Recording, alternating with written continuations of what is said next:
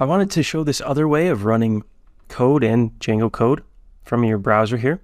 So if you don't feel like setting up a whole new Django project on your computer, you can also go to this site called Replit, which lets you run code in the browser. And they also have this template for Django. So you can come to replit.com/@replit/Django and then $v=1 and click use template.